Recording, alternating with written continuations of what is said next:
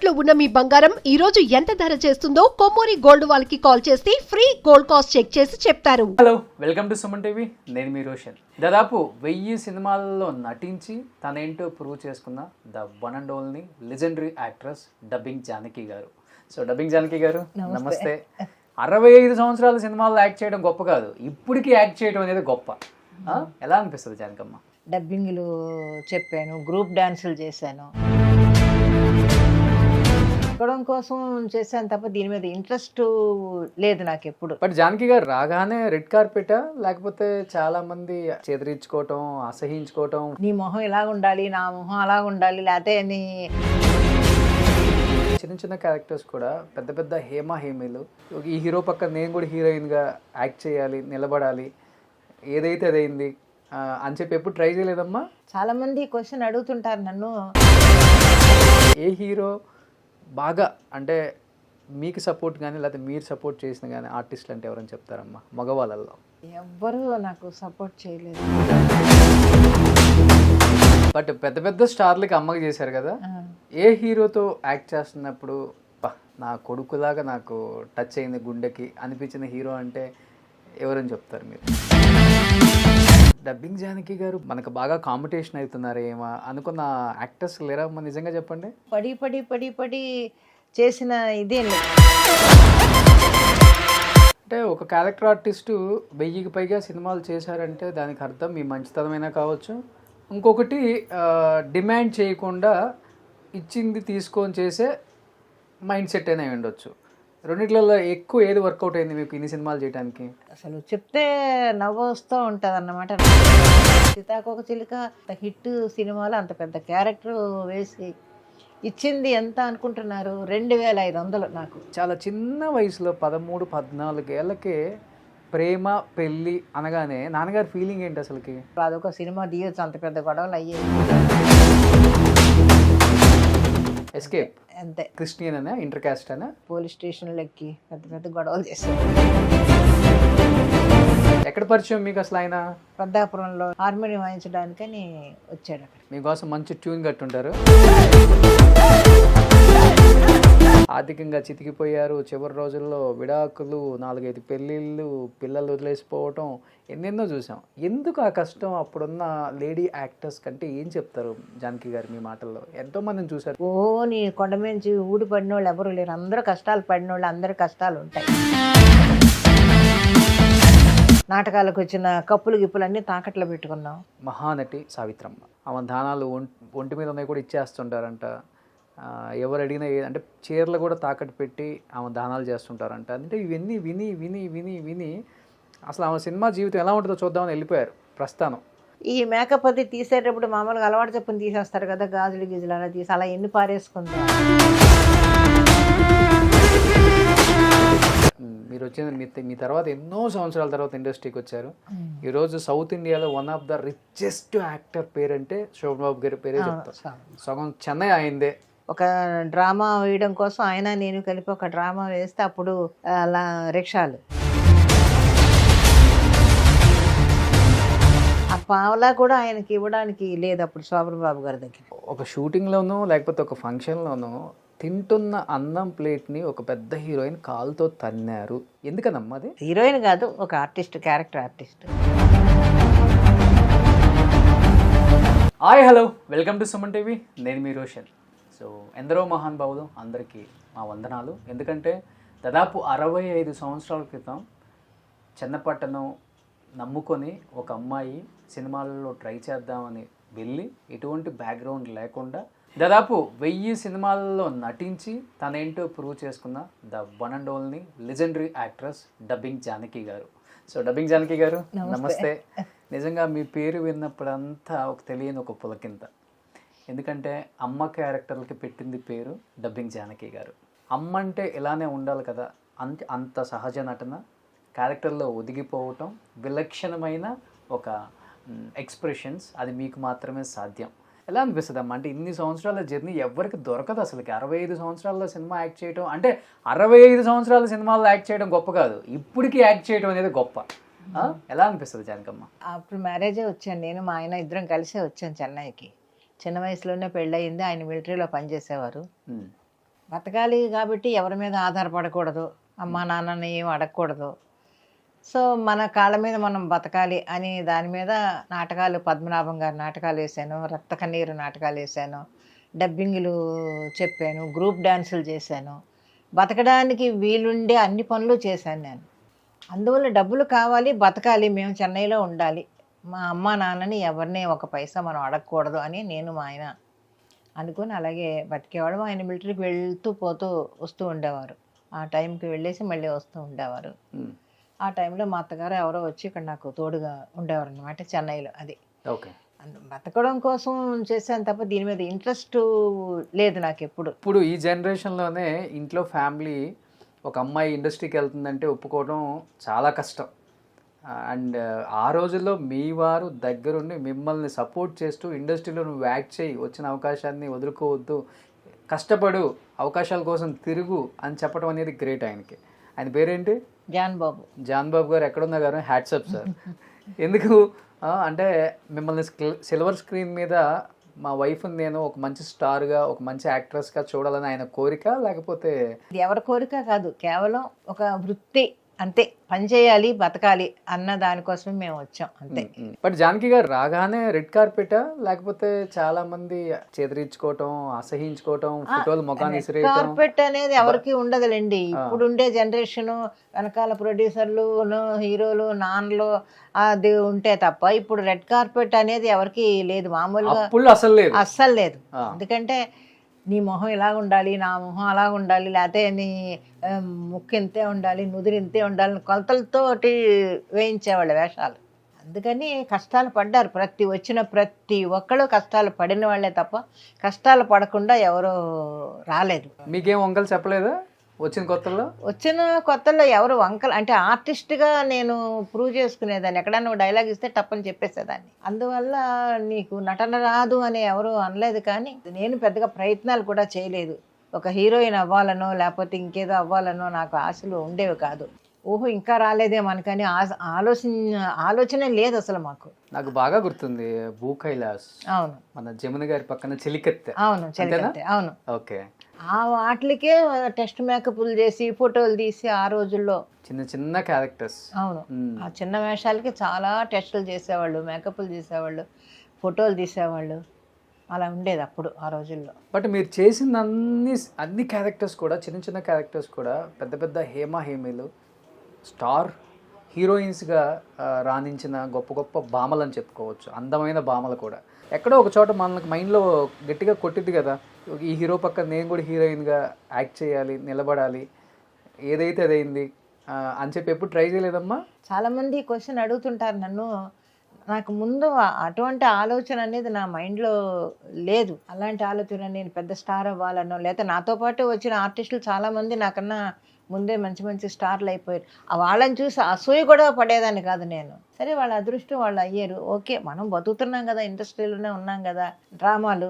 సినిమాలు లేవా, డ్రామాలు వేసుకునేదాన్ని. హ్యాపీగా డ్రామాలు వేసుకుంటే అందులో అదొక సంతోషం ఉండేది. ఆ ప్రైజులు వచ్చినప్పుడు ఆ ప్రైజులు చూసుకుంటూ, అవన్నీ బెస్ట్ యాక్ట్రెస్ ప్రైజ్ వచ్చినప్పుడు చూసుకున్నప్పుడు అదొక సంతోషం. అంతే తప్ప ఎప్పుడూ కూడా అయ్యో వాళ్ళు పైకి వెళ్ళిపోతున్నారే, నేను కూడా ఒక హీరోయిన్ అవ్వాలి అనే ఆలోచన ఉండేది కాదు నాకు. బట్ మీరు అన్నారు నా తర్వాత వచ్చిన వాళ్ళు కూడా స్టార్ హీరోయిన్స్గా ఎదిగారు అని. అవును. మీ తర్వాత వచ్చిన వాళ్ళు ఎవరమ్మా? వాణిశ్రీ గారు. వాణిశ్రీ గారు వచ్చారు, శారద గారు వచ్చారు, రాజశ్రీ అని ఆ అమ్మాయి అప్పుడు దాంట్లో కూడా వేసింది. మన కుటుంబం ఉంటుంది. ఎవరు? రాజశ్రీ గారు. ఆవిడ కాదు, హీరోయిన్ రాజశ్రీ. అదే ఆ రాజశ్రీ గారు. అప్పుడు చాలా సినిమాలు చేశారు కదా ఆవిడ. రాజశ్రీ గారితో చేశారు, మన నాగేశ్వరరావు గారితో అందరితోటి చేశారు, అందరితోటి చేశారు ఆవిడ. మేమందరం కూడా అప్పుడు ఏవిఎంలోనే చేసాం. వాళ్ళందరూ మీ తర్వాత వచ్చిన వాళ్ళే? మా తర్వాత వచ్చిన వాళ్ళే. ఎవరిని చూసినప్పుడు అనిపించింది మీకు ఈ అమ్మాయి పెద్ద స్టార్ హీరోయిన్గా ఎదుగుతుంది? ఎందుకంటే ఒక అందం ఒక్కటే ఇంపార్టెంట్ కదా ఆ రోజుల్లో. అన్నీ కూడా తన హావభావాలు, తన చీర కట్టు, తన కొప్పు, తన వేసుకునే జ్యువెలరీ, ఇవన్నీ కూడా చాలా ఇంపార్టెంట్ అప్పుడు ఆకట్టుకోవడానికి ఆడియన్స్ని, సినిమా వాళ్ళని. మీకు ఎవరిని చూసినప్పుడు అనిపించింది ఆ రోజుల్లో? అంటే వాణిశ్రీ గారి గురించి చెప్తూ ఉంటారు, ఆ రోజుల్లో ఆమె కొప్పు అంతా బాగా ఫేమస్ కదా, అది చూసి ఫాలో అయ్యేవాళ్ళు కూడా. ఏమో నాకేం పెద్దగా ఎప్పుడు అప్పట్లో ఆవిడ కూడా పెద్ద వేషాలు వేసినట్టు నాకు అనిపించలేదు. మామూలుగా మాతో పాటు ఏదో చిన్న చిన్న వేషాలు వేసుకుంటూ కామెడీ క్యారెక్టర్స్ వేసుకుంటూ కమెడియన్గానే ముందు స్టార్ట్ అయింది కదా ఆవిడ కెరియర్ కూడా. ఆ తర్వాతే మంచి వేషాలు పడ్డాయి. ఆవిడ ఒక పెద్ద హీరోయిన్ అయ్యింది. ఎప్పుడైనా కూడా అందరూ కూడా ఎక్కడానికి కనిపిస్తే హలో అంటే హలో అనుకుంటాను తప్ప ఎక్కువ ఇలా ఉండాలి అలా ఉండాలి ఈవిడ అవుతుందని ఆలోచించలేదు. అసలు ఆలోచన రాదు నాకు అసలు. ఈ అమ్మాయి బాగుందా, ఓకే బాగుందా అనుకుంటాను అంతే మనసులో. అది చూస్తాను, ఈ అమ్మాయి బాగుంది, చక్కగా ఉంది. ఇప్పటికి కూడా ఎవరన్నా నా పక్కనే సెట్లో బాగా యాక్ట్ చేస్తే అబ్బాయి ఎంత బాగా చేశాడు, అబ్బాయి ఎంత బాగా చేసింది ఈ అమ్మాయి అనుకుంటాను నేను. ఇప్పుడు ఈ రోజు కూడా నా పక్కన ఎవరైనా బాగా యాక్ట్ చేస్తే చాలా బాగా చేసింది ఈ అమ్మాయి, బాగా చెప్పిన డైలాగ్ అని మనసులో అనుకుంటాను. అది నాకు అలవాటు. అది మీరు ఎంతమంది హీరోలను చూసుంటారు? ఇనిషియల్గా వాళ్ళు చిన్న చిన్న క్యారెక్టర్లు చేసుకొని ఈరోజు స్టార్ హీరోలుగా ఎదిగిన హీరోస్ని చాలామందిని చూసుంటారు మీ కళ్ళ ముందే. ఏ హీరో బాగా అంటే మీకు సపోర్ట్ కానీ లేకపోతే మీరు సపోర్ట్ చేసిన కానీ ఆర్టిస్టులు అంటే ఎవరని చెప్తారమ్మా మగవాళ్ళల్లో? లేదండి, ఎవ్వరూ నాకు సపోర్ట్ చేయలేదు. ఎవరిని ఎప్పుడూ నేను ఏమీ అడగలేదు, ఎవరు నాకు సపోర్ట్ చేయలేదు. అంటే ఎక్కువ నేను అంత క్లోజ్గా మూవ్ అవును. ఎక్కువ నేను వచ్చింది కూడా డైరెక్టర్స్ మూలంగానే ఎక్కువ వచ్చాను నేను. జంధ్యాల గారు ఆయన ప్రతి సినిమాల్లోనే వేషం ఇచ్చేవారు, విశ్వనాథ్ గారు ఇచ్చేవారు. అలాగా ఇప్పుడు వేజేళ్ళ గారు ఇచ్చారు, ఈరంకి శర్మ గారు ఇచ్చారు. హీరోల కన్నా నాకు డైరెక్టర్స్ ఎక్కువ సపోర్ట్ చేసి వాళ్ళ ద్వారానే నేను ఎక్కువ వేషాలు వేశాను. ఎన్ని కే విశ్వనాథ్ గారు అన్ని పిక్చర్స్లో? అవును, 18 సినిమాలు చేశాను ఆయన కే విశ్వనాథ్ గారి డైరెక్షన్. అసలు అమ్మ అంటే ఇలా ఉండాలి అని అసలు మిమ్మల్ని స్క్రీన్ మీద అసలు వేరేలా చూపిస్తారు. అవునండి. అన్న మాకు జానకి గారు అంటే గుర్తొచ్చారు, ఒక పాత చీర, గ్లిజరిన్ బాటిల్. అంతేనండి, మాసిపోయిన చీర, గ్లిజరిన్ బాటిల్. గ్లిజరిన్ పెట్టుకోకుండా ఏడుపు వచ్చేస్తా, లేకపోతే గ్లిజరిన్ పెట్టుకోవాల్సి ఫీల్ అయితే ఎవరికైనా సరే, నాకు కాదు మీకు కాదు ఎవరికన్నా అది మనం ఫీల్ అయ్యి చేస్తే డెఫినెట్గా కళ్ళంట నీళ్ళు వచ్చేస్తాయి. బట్ పెద్ద పెద్ద స్టార్లకి అమ్మకి చేశారు కదా, ఏ హీరోతో యాక్ట్ చేస్తున్నప్పుడు నా కొడుకులాగా నాకు టచ్ అయింది గుండెకి అనిపించిన హీరో అంటే ఎవరని చెప్తారు మీరు? కమల్ హాసన్ చెప్తాను నేను. ఎందుకంటే ఆయనతో చేయడం కానీ, ఆయనతో 5 సినిమాలు ఎన్నో చేశాను నేను. 5 సినిమాల్లోనూ డిఫరెంట్ క్యారెక్టర్స్. అందువల్ల మనకి అక్కడ క్యారెక్టర్ కనిపిస్తుంది తప్ప కమల్ హాసన్ జానకి అనేది కనిపించదు. ఆయన అప్పుల్లో కూడా ఇన్ని వేరియేషన్స్ చేయాలని సెట్లో కూడా ట్రై చేస్తుంటారమ్మా, సకల కళ వల్లభన్ అంటారు. అవునవును, 1-10 సార్లు రిహార్సల్స్ చేసి డైరెక్టర్ తోటి డిస్కస్ చేసి మానిటర్స్ చేసి ఓకే అన్న తర్వాత టేక్ వెళ్తాడు. సో తమిళ్లో అంటే కమల్ హాసన్ గారు అలా కష్టపడతారు, తెలుగులో మీరు చూసిన హీరో అంటే అలా కష్టపడటంలో? ఇప్పుడు చిరంజీవి గారితో చేశాను నేను, మనం చంద్రమోహన్ గారితో చేశాను, అలాగే చాలామంది హీరోలతో చేశాను. కానీ ఎప్పుడు వీళ్ళు కాదు అది అని అనిపించదు నాకు. ఇప్పుడు చిరంజీవి గారితో చేసింది ఆలయ శిఖరం చేసాం తిరుపతిలో ఎక్కడో, మనకి చూస్తే కళ్ళనీళ్ళు వచ్చేస్తాయి ఆ సినిమా క్యారెక్టర్ కనుక చూస్తే. అవును, డబ్బింగ్ జానకి గారు మనకు బాగా కాంపిటీషన్ అవుతున్నారు ఏమో అనుకున్న యాక్టర్స్ లేరా అమ్మా, నిజంగా చెప్పండి? ఏమోండి, తెలియదండి నాకు, అసలు తెలియదు నాకు. ఇంకొకళ్ళ గురించి నేను అలాగ ఆలోచించిన, నా గురించి మరి ఎవరన్నా ఆలోచించారేమో కూడా నాకు తెలియదు. ఎందుకంటే అంత పడి చేసిన ఇదేం లేదు. ఎందుకంటే ఒక తెలుగే కాదు కదా, నేను తమిళ్ చేశాను, కన్నడ చేశాను. కన్నడ సినిమాలో కూడా చాలా బిజీగా ఉండేదాన్ని. అటు విష్ణువర్ధన్, అంబరీష్, శంకర్ నాగ్, అనంత్ నాగ్ వీళ్ళందరితోటి చేశాను. హిందీ కూడా చేశాను. హిందీలో మన హాత్కడి చేశాను, గోవిందాకు మదర్ క్యారెక్టర్. మలయాళం ఒక కాస్ట్యూమ్ వేసి చూసి తెలుగు ఫేస్ కనపడుతుంది అన్నాడు ప్రొడ్యూసర్. మరి తెలుగు ఫేస్ కనపడడం ఏంటో నాకు అర్థం కాలేదు. ఓకే అండి, మరీ సెక్సీ సినిమాలు కదా ఆ రోజుల్లో తీసేవాడు, మలయాళం అంటేనే ఒకలాగా ఉండేది కదా.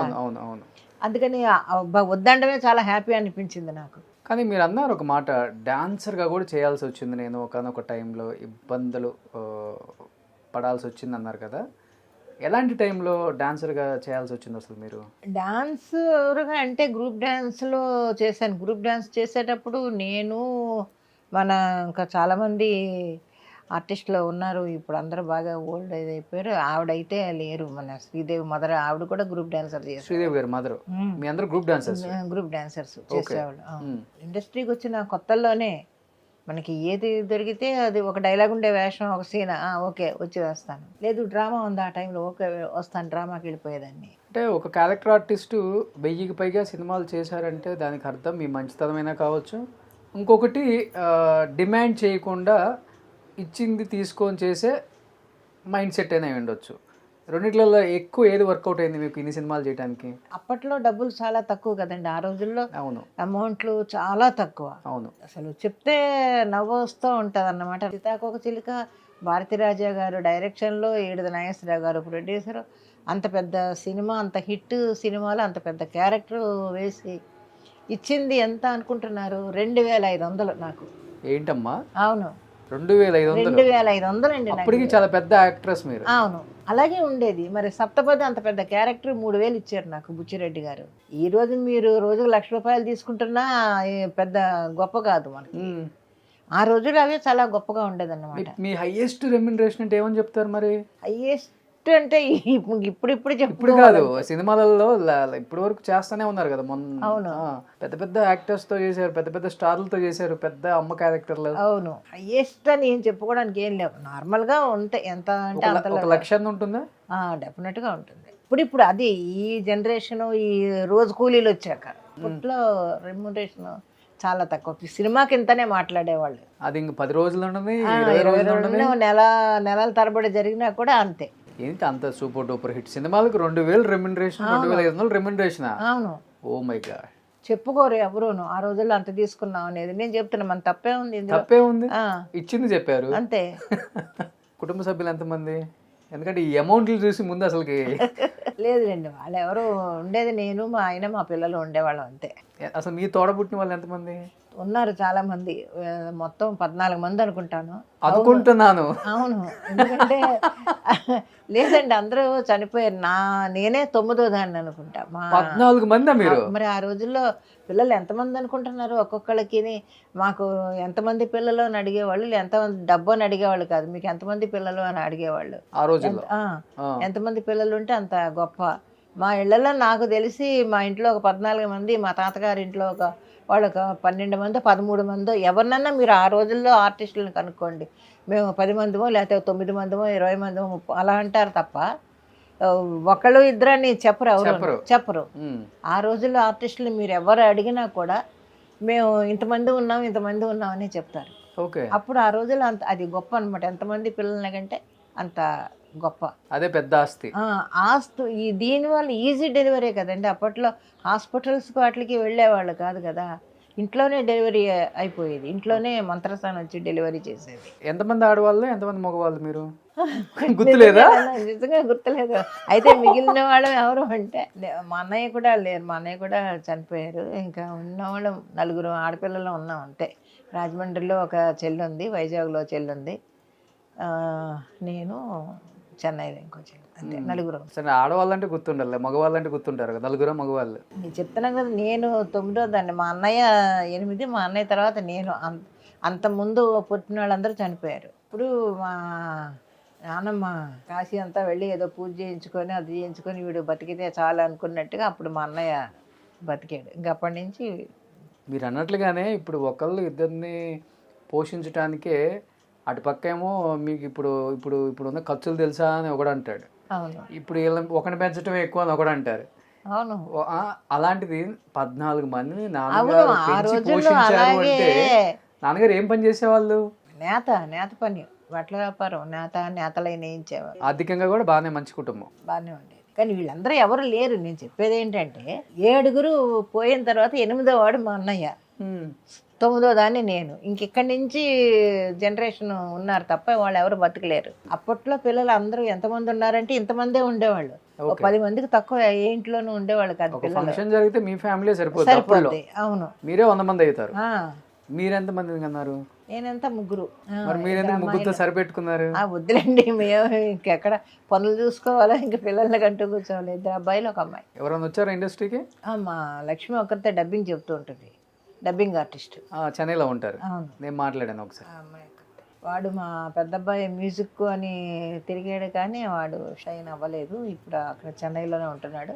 మా చిన్నోడు హార్డ్వేర్ ఇంజనీర్గా వర్క్ చేసుకుంటున్నాడు. జానకి గారు అంటే పెద్ద కుటుంబం, నాన్న కూడా ఆర్థికంగా బాగా ఉన్నవాళ్ళే, ఏదో కష్టపడి ఏదో పోషించిన కుటుంబం కూడా కాదు, ఉన్న కుటుంబం. విలువలు ఇవన్నీ ఎక్కువ, ఆప్యాయతలు ప్రేమలు ఎక్కువ ఉంటాయి. అప్పటికి మీరు సినిమా ఇండస్ట్రీకి కూడా రాలేదు. అంటే చాలా చిన్న వయసులో 13-14 ఏళ్ళకే ప్రేమ పెళ్ళి అనగానే నాన్నగారి ఫీలింగ్ ఏంటి అసలుకి?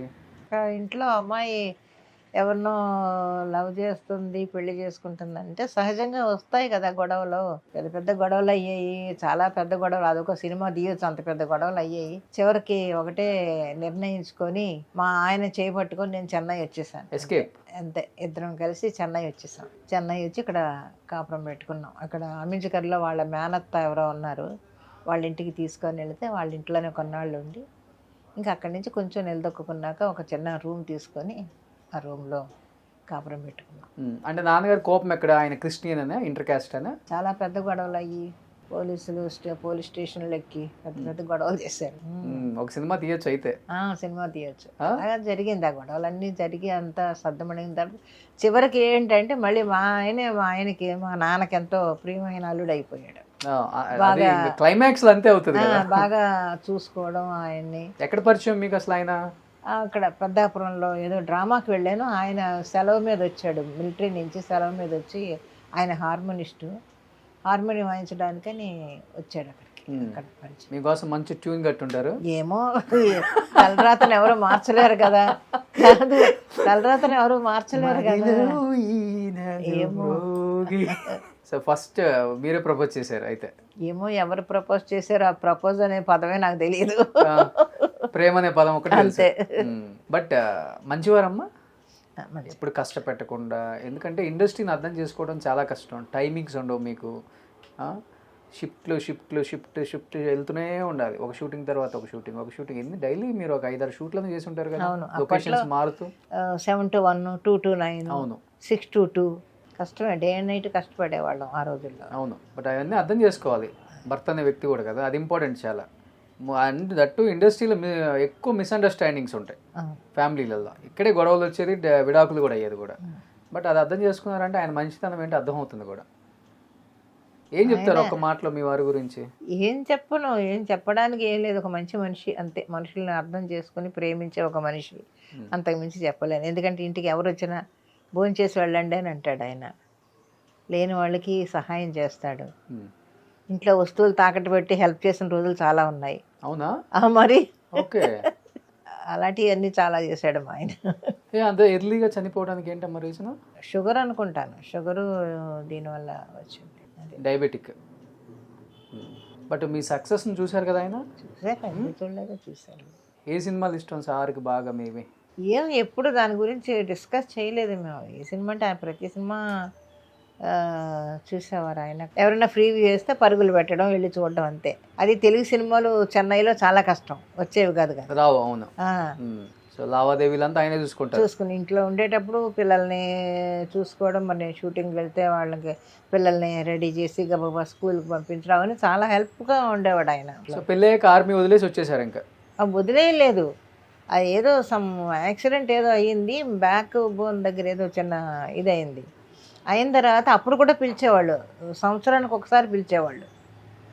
వెళ్ళి ఒక 2 నెలలు 3 చైనా వార్ టైంలో ఆయన అక్కడే ఉన్నాడు. అప్పుడు ఏం చేయాలి, ఇలాగ వెళుతుంటే నేను ఇక్కడ ఒకదాన్ని పిల్లల్ని పెట్టుకోనని నేను ఆలోచించి ఏం చేయాలని అనుకునేటప్పుడు మన పుండరీకాక్షి గారు ఉండేవారు కదా, ప్రొడ్యూసర్ గారు, ఆయనతో చెప్పాను, సార్ ఇలాగ అంటే సరే ఉండమ్మా అని చెప్పేసి ఆయన మళ్ళీ లీవ్లో వచ్చిన తర్వాత డాక్టర్ని పిలిచి వివరాలన్నీ కనుక్కొని ఆయన డాక్టర్ తోటి మిలిటరీకి అన్ఫిట్ అని ఒక సర్టిఫికేట్ పుట్టించేసి పంపించారు అక్కడికి. దాంతో వాళ్ళు ఇది చేసేసారు. ఓకే, అది రిలీజ్ చేసేసారు. ఇంకా అక్కడి నుంచి వెళ్ళడం మానేసి ఇక్కడ ఒక సినిమాకి ఏదో మ్యూజిక్ కూడా చేశాడు. మ్యూజిక్ డైరెక్టర్ కూడా? ఓకే. అన్నీ చేశారు. అన్ని విద్యల్లోనూ ఉన్నాం మేము అందరం. కానీ పెళ్ళైన దగ్గర నుంచి, అంటే పెళ్ళి కాకముందు కూడా మిమ్మల్ని చెన్నై తీసుకెళ్ళి మీ కష్టాల్లో పాలు పంచుకొని మిమ్మల్ని సపోర్ట్ చేస్తూ ఇంత ధైర్యం తీసుకొచ్చి, ఒక మహిళ ఇండస్ట్రీలో కొంచెం తేడా వచ్చినా కానీ మొత్తం తిరగబడుతుంది జీవితం అంతా. అలాంటిది మీరు ఎలా బ్యాలెన్స్ చేసుకుంటూ వచ్చారో మీ జీవితాన్ని ఒకసారి చూస్తే అర్థమవుతుంది. గ్రేట్. అది ఎవరికి దక్కదా భాగ్యం. ఆడవాళ్ళని చాలామందిని చూసాం కదా మనం, మీ టైంలో చేసిన వాళ్ళని. ఆర్థికంగా చితికిపోయారు. చివరి రోజుల్లో విడాకులు, 4-5 పెళ్ళిళ్ళు, పిల్లలు వదిలేసిపోవటం ఎన్నెన్నో చూసాం.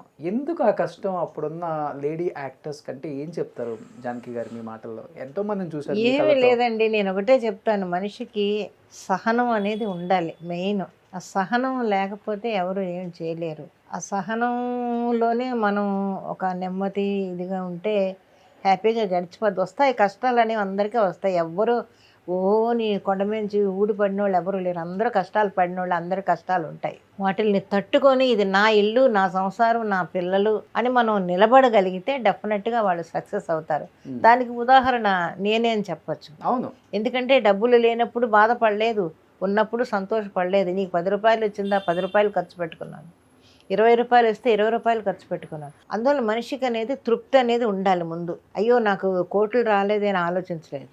ఎప్పుడు ఆలోచన కూడా రాదు నాకు. ఆలోచన ఎక్కువ ఉండేది అప్పుడు పాత వాళ్ళకి, కొంచెం అంటే ఉన్నప్పుడు పెద్దగా అయిపోవాలి ఉండొచ్చు మరి. నా అలాంటి ఆలోచన కూడా ఎప్పుడు రాలేదు నాకు. ఆలోచించను నేను అలాగా. ఎందుకంటే లేనప్పుడు గంజినీళ్ళు తాగేది మనమే, ఉన్నప్పుడు పరమాన్నం తినేది కూడా మనం. అవును. మీరు గంజినీళ్ళు తాగలేదా? ఎందుకు తాగలేదు? అదే పడ్డాం కదా, నానా కష్టాలు పడ్డాం. మెళ్ళ పుస్తుల తాడు సైతం అమ్ముకున్నాం. నాటకాలకు వచ్చిన కప్పులు గిప్పులు అన్నీ తాకట్లో పెట్టుకున్నాం. అవునా?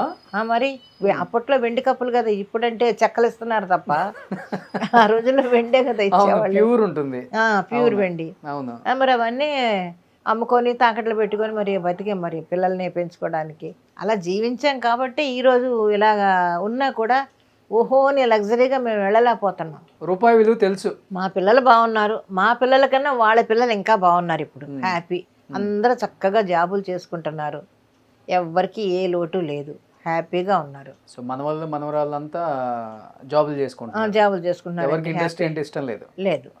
But me column lady actors చాలా మంది చెడు వ్యసనాలకి వెంటనే అలవాటు పడిపోతారు. మందు, ప్యాకాట చాలా చూసుంటారు మీ కళ్ళతో కూడా. ఎప్పుడు ఆ ఊబిలోకి మిమ్మల్ని లాగాలని కానీ? ఒక గిరి గీసుకొని ఆ గిరిలోనే ఉండేదాన్ని నేను. షూటింగ్కి వెళ్ళానా, అయిపోయిందా, ఇంటికి వచ్చానా, అంతే. నా ఇల్లు, నా సంసారం, నా పిల్లలు, అది దాటి ఆ వాకిట్లో కూడా వెళ్ళేదాన్ని కాదు నేను. వేరే వాళ్ళ ఇంటికి కూడా వెళ్ళరు? ఎవరింటికి వెళ్ళను. సావిత్రమ్మ గాని ఎవరింటికి అస్సలు. ఎక్కడైనా సెట్లో కనిపించి హలో అంటే హలో అని పలకరించడం అంతవరకే తప్ప ఎవరి ఇళ్ళకి వెళ్ళను, ఎవరితోటి ఎక్కువ మాట్లాడను, అనవసర విషయాలు అస్సలు మాట్లాడను. మనం ఎంత జాగ్రత్తగా ఉన్నా కానీ ఉంటారు కదా. ఉంటారు, ఎందుకుంటారు, బట్ ఎంకరేజ్ చేయరు. ఎవరిని అసలు దరిదాపులకి రాలేము. మామూలుగా ఉన్నామా, ఓకే, వచ్చి పలకరించారా, కూర్చున్నారా, మాట్లాడారా, అంతవరకు ఓకే. దానికి మించి మాట్లాడితే అప్పుడు మనం ఎదురు తిరగడమే తప్ప ఎందుకు మనం లేనిపోయినని కల్పించుకోవడం అని అనుకుంటాను. కోపస్తులా మీరు? వస్తుంది, మనుషులు కదా, కోపం రాకుండా ఎలా ఉంటుంది? మనం చూస్తే అలా అనిపించట్లేదే? అనిపించదు. అది వచ్చిందంటే తారస్థాయికి వెళ్తుంది. అంటే మీ టైంలో పెద్ద యాక్టర్స్ని ఒకలాగా చూడటం, చిన్న యాక్టర్స్ని ఒకలాగా చూడటం, అంటే హాస్పిటాలిటీ కూడా. అంటే వాళ్ళకేమో ఒక ఫుడ్, మనకు ఒక ఫుడ్, పంచభక్ష పర్వాణాలు పెడతారు అక్కడ. మన దగ్గరకు వచ్చేసరికి వేరేలాగా ఉంటుంది, అది మీకు తెలుసు కూడా. అడిగితే మనకి రివర్స్ కూడా సమాధానం చెప్తారు. మేనేజర్ అంటే ఫుడ్ వడ్డించే బాయ్ కూడా ఇదేనమ్మా పెట్టేది మీకు అనే మాట కూడా అంటారు. ఇవి చాలా చూసుంటారు కదా మీరు. అప్పుడు రోజుల్లో ఆర్టిస్టులు అందరూ కూడా వాళ్ళ క్యారియర్లు వాళ్ళు తెచ్చుకునేవాళ్ళు. సావిత్రి గారి దగ్గర నుంచి, నాగేశ్వరరావు గారి దగ్గర నుంచి, రామారావు గారు, మొత్తం అందరూ వాళ్ళ క్యారియర్లు వాళ్ళు తెచ్చుకొని వాళ్ళందరూ ఒక చోట కూర్చొని భోంచేసేవాళ్ళు. మిగతా అందరూ కూర్చున్న చోట మేము భోంచేసేవాళ్ళం. ఎప్పుడు ఆ మాటలు. పెద్ద యాక్టర్స్ తో కూర్చోరా మీరు? నేను కూర్చోను. ఎందుకు? ఏమో నాకు. మీరు కూడా పెద్ద యాక్టర్ కదా. నేను వెళ్ళను. వాళ్ళు పర్సనల్గా తెచ్చుకొని నేను వెళ్ళను. అసలు వాళ్ళు పిలిచినా కూడా నేను వెళ్ళను. అసలు ముందు వాళ్ళకి కనపడను. భోజనం టైంలో, భోజనాలు అలా కూర్చున్న టైంలో నేను వాళ్ళకి కంటపడను. ఇంత స్ట్రిక్ట్ రూల్ ఏంటమ్మా? ఏమో నాకు ఎందుకో ఇష్టం ఉండదు. వాళ్ళు ఏదో మాట్లాడుకుంటారు, జోకులు వేసుకుంటారు, ఎందుకు మనం అక్కడ అనేది నేను వెళ్ళను. నేను అమ్మో ఏమో చాలా తలపొగురు అనుకుంటారు కదా. అనుకోవడం అనుకున్న కూడా ఉంటారు కదా. ఏమో మరి అనుకున్నారేమో నాకు తెలియదు, కానీ ఎక్కువ మాట్లాడిన ఎవరితోటి. ఎక్కువ బుక్స్ చదువుకునేదాన్ని, కూర్చొని ఏదైనా పుస్తకాలు చదువుకుంటూ కూర్చునేదాన్ని. ఎవరన్నా పలకరిస్తే పలికేదాన్ని, అంతవరకే తప్ప ఎక్కువ వాళ్ళతోటి వెళ్ళి భోజనాలు చేయడం, వాళ్ళతో జోకులు వేయడం అవన్నీ చేయను నేను. జానకమ్మ, అంటే ఆ తరం నుంచి ఈ తరం వరకు సినిమా అనేది ఒకటి బతికున్నంత కాలం మర్చిపోలేని మహానటి సావిత్రమ్మ.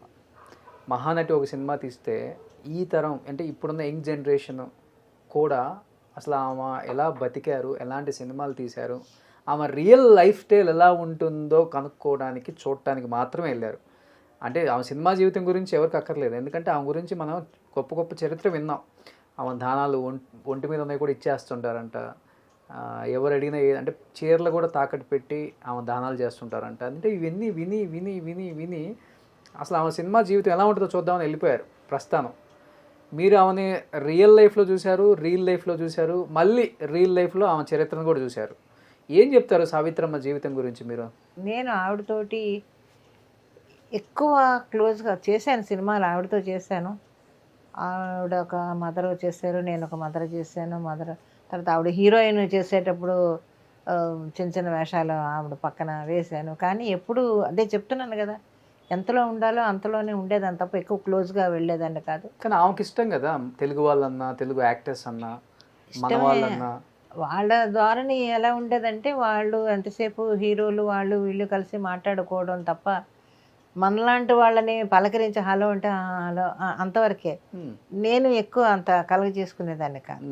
కానీ ఆవిడ నాకు తెలిసి ఒంటి మీద గోల్డ్ ఈల్డ్ అంతా పాపం అప్పట్లో ఆర్టిస్టులు అందరూ బంగారం వేసుకొని వచ్చేవాళ్ళు, రియల్ బంగారం సెట్కి. ఈ మేకప్ అది తీసేటప్పుడు మామూలుగా అలవాటు చెప్పుని తీసేస్తారు కదా, గాజులు గీజులు అలా తీసి అలా ఎన్ని పారేసుకుందో. గాజులని, మెళ్ళ నెక్లెస్లని, ఇంతంత హారాలు వేసుకొని వచ్చేది. అప్పట్లో చవకే కదా ఎక్కువ గోల్డ్ అంతా.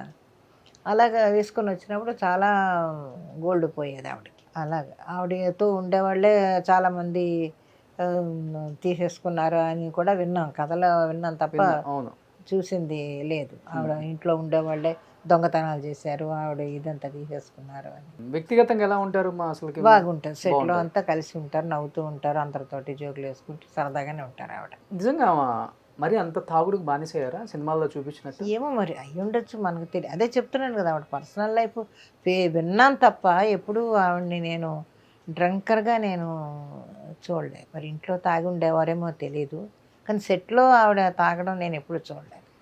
ఈవిడ కొంచెం దొరికిపోతారు, కేఆర్ విజయ్ గారు కొంచెం దొరికిపోయేవారు కాస్త మాటల్లో తేటల్లో. ఇక్కడ సెట్లోకి వచ్చిన తర్వాత సెట్లోకి వచ్చి తాగొస్తారా? వస్తారేమో అనుకుంటా, కొంచెం దొరికిపోయేవారు. కానీ ఈవిడ అసలు ఎప్పుడు అలా కనపడలేదు. ఆ స్టేజ్కి వచ్చే వరకు ఆవిడ చేయలేదు అనుకుంటున్నాను నేను, సావిత్రి గారు అంత. ఎందుకంటే వీళ్ళెవరు ఊరుకోరు కదా, ఇప్పుడు నాగేశ్వరరావు గారు, రామారావు గారు వీళ్ళెవరు ఊరుకోరు కదా. ఎప్పుడు అలాగా ఆ స్టేజ్లో ఆవిడ రాలేదు సెట్కి. చివరి రోజులు వెళ్ళి చూసి వచ్చారమ్మా మీరు? లేదండి, ఆమె చూడాలంటే కూడా చాలా బాధ అనిపించింది. ఇండస్ట్రీ నుంచి కూడా ఎవరు రాలేదని దాసరి గారు 2-3 సందర్భాల్లో ఆయన డబ్బులతోనే నేనే చేయించాను మొత్తం కార్యక్రమం కూడా ఆమెని అని చెప్పి కూడా అంటే అంత దీనస్థితికి వెళ్ళారా అమ్మ అనేది. అప్పటి రోజుల్లో ఆర్టిస్టులు ఎంత సంపాదించారో చనిపోయే టైంలో అంత హీనమైన స్థితికి వెళ్ళిపోయారండి చాలామంది ఆర్టిస్టులు. హీనమైన స్థితికి వెళ్ళిపోయి తినడానికి తిండి కూడా లేని పరిస్థితుల్లో చనిపోయిన వాళ్ళు ఉన్నారు. ఆవిడ దాసరి గిరిజ గారు నా కళ్ళతో నేను చూశాను. ఆవిడ గోల్డ్, ఆవిడ ఇల్లు, ఆవిడ కార్లు అవన్నీని. ఆవిడ నేను ఒక సినిమాలో చేశాం. అలాంటప్పుడు చూసినప్పుడు ఆవిడ లాస్ట్లో ఆవిడ చనిపోయినప్పుడు డబ్బులు లేనప్పుడు మీరేమన్నా ఇవ్వండి అని అడగడం, అది నిజంగా ఎంత దారుణమైన విషయం అంటే ఎన్ని ఇళ్ళు ఉండేయో ఆవిడకి ఆ తేనాంపేటలో ఆవిడకి. మరి అలా చాలామంది ఉన్నారు డబ్బులు లేకుండా, మగ ఆర్టిస్టులు కానీ లేడీ ఆర్టిస్టులు కానీ లాస్ట్కి వచ్చేటప్పటికి డబ్బులు లేకుండా అవస్థలు పడి చనిపోయిన వాళ్ళు చాలా మంది ఉన్నారు. ఇంకొకటి కుటుంబాన్ని కూడా నమ్మి ఎక్కువ ఆడవాళ్ళు కుటుంబం మీద డిపెండ్ అయ్యారు. అదే వాళ్ళు కేవలం సినిమాల్లో యాక్ట్ చేయడం మాత్రమే పాపం గోల్గా పెట్టుకున్నారు, కానీ వెనక ఏం జరుగుతుంది మర్చిపోయారు. అక్కలను, అన్నలను, బావలను నమ్మేసి ఇప్పుడంటే చాలా జాగ్రత్తగా ఉంటున్నారు. ఇప్పుడు చాలా జాగ్రత్త, ఇప్పుడు వచ్చే జనరేషన్ మాత్రం ముందు చాలా జాగ్రత్తగా ఉంటున్నారండి. అది మనం కంటికి కనిపిస్తూనే ఉంది. అన్నీ జాగ్రత్త పెట్టుకొని వాళ్ళు మనం బాగుండాలి అని అనుకునే వాళ్ళు జాగ్రత్త పడుతున్నారు అన్నిట్లోనూ. మీరు అవన్నీ చూశారు కదా, మీరు లాస్ట్ రోజుల్లో ఆర్థికంగా తినడానికి కూడా లేక చనిపోయిన గొప్ప గొప్ప నటులను చూశానని. ఏం నేర్చుకున్నారు లైఫ్లో? గుణపాఠం లాంటిది ఏం అర్థమైంది మీకు అసలు? నాకు అర్థమైంది ఏంటంటే ఉన్న దాంట్లో మనం జాగ్రత్తగా ఉండాలి. ఇప్పుడు మనం దానం చేయొచ్చు, ఎవరికైనా ఇవ్వచ్చు, కానీ ఎంతవరకు అవసరం అంతవరకు ఇచ్చి మన వరకు మనం చూసుకోవాలంటాను నేను. అవును, లేకపోతే మనకి ఎవరు మనం చేజాపి ఇంకొకరిని అడుగునే పరిస్థితి మనం తెచ్చుకోకూడదు కదా. అది మిమ్మల్ని కాపాడుతుంది, మిమ్మల్ని నమ్ముకున్నాం, మీ వెనకున్న వాళ్ళని కాపాడుతుంది రేపటి రోజు. ఏ బాధ ఉండదు ఎవరికి. గ్రేట్ అమ్మ, అది గ్రేట్. అది అది బట్ ఏం చదువుకున్నారు మీరు అసలుకి? 7వ తరగతి. 7వ తరగతి చదువుకొని జీవితం అనే ఇన్ని పాఠాలు లౌక్యం నేర్చుకున్నారు అంతే. అంతే. లౌక్యం కాదు, బతకడం ఎలాగనేది నేర్చుకున్నాను అంతవరకే. స్టేజ్ మీద స్క్రీన్ మీద నటించడం తప్ప జీవితంలో నటించలేను నేను. నటించడం తెలియదు. ఉన్నదేదో ఫ్రాంక్గా చెప్పేస్తాను, వాళ్ళు ఏమంటే అనుకోని అనుకుంటే అప్పుడు అనుకొని వదిలేస్తారు కదా, అంతే. లేకపోతే జీవితాంతం. అలాగే ఇంకొకళ్ళ గురించి చెడుగా అనుకోను నేను. ఎవరైనా ఏదైనా చెప్పాలని నా దగ్గరికి వచ్చినా కూడా వదిలేండి మనకి ఎందుకండి అంట. నేను విన్న కూడా విన్నాను నేను కొన్ని మాటలు అయితే. బట్ 7వ తరగతి చదువుకున్నారు, 1000కి పైగా సినిమాలు తీశారు. వచ్చిన డబ్బుని ఎట్లా రొటేషన్ చేయాలి, చెన్నైలో గ్రౌండ్స్ అప్పుడు చాలా తక్కువ రేటు ఉంటాయి, ఎక్కడ ఇన్వెస్ట్ చేయాలి, ఏంటి మంచి చెడు ఇవన్నీ వెనకుండి నడిపించే గాడ్ ఫాదర్ అంటే ఎవరు మీకు? ఎవరు లేరు. మేమే, నాకు ఎవరు లేరు. అంటే ఆ రోజుల్లో నాకు చెప్పాను కదా, నేను తిని నలుగురికి పెట్టగలిగే శక్తి నాకు దేవుడు ఇస్తే చాలు అని అనుకుంటాను. ఈరోజు కూడా అదే అనుకుంటాను నేను. ఇప్పుడు నా వెనకాల మా అత్తగారు కానీ మా వాళ్ళ మరుదులు కానీ వాళ్ళు కానీ ఎవరున్నా కూడా వాళ్ళందరికీ హెల్ప్ చేసేదాన్ని. మా తమ్ముడి పిల్లల్ని హెల్ప్ చేశాను, మా చెల్లెల పిల్లలకి హెల్ప్ చేశాను. అలాగే అందరికీ హెల్ప్ చేసి నాకంటూ ఏది ఆఖరి నా చివరికి వచ్చేటప్పటికి నా పిల్లలకంటూ ఏది పెద్దగా నేను మిగల్చలేదు నా పిల్లలకి.